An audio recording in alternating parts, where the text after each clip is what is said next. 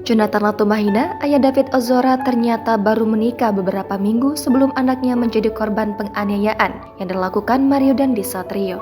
Bahkan beberapa potret dirinya saat melakukan ijab kabul juga beredar di media sosial.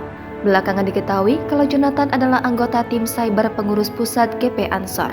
Jonathan rupanya merupakan seorang mualaf yang kemudian jejaknya diikuti oleh David Ozora. Ia kemudian bergabung dengan DPP GP Ansor.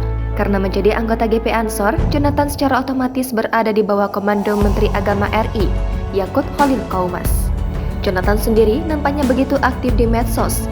Lewat akun Twitternya @saksiksak, ia pun seringkali mengunggah foto dirinya bersama sang anak. Ia juga seringkali aktif komentari berbagai isu di sosial media. Lantas, siapakah sosok wanita yang kini menjadi ibu sambung David tersebut? Jonathan diketahui menikahi wanita pujaannya itu pada 10 Februari lalu.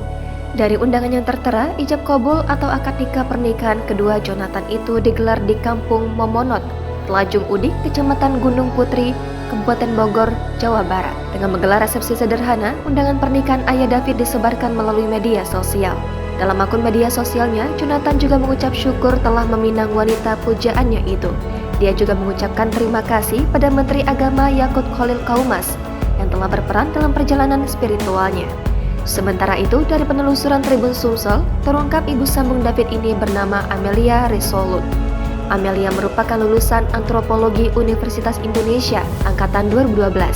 Kini, ia berprofesi sebagai Social Media Manager, Content Writer, dan Content and Social Media Specialist. Amelia diketahui menjadi istri kedua Jonathan Latumahina setelah ayah David itu berpisah dari istri pertamanya. Selain itu, ternyata Jonathan Latumahina juga memiliki perbedaan usia yang cukup jauh dari Amelia. Sebab ibu sambung David Ozora ini diketahui merupakan kelahiran tahun 1995. Jangan lupa subscribe, share, komen, dan like ya.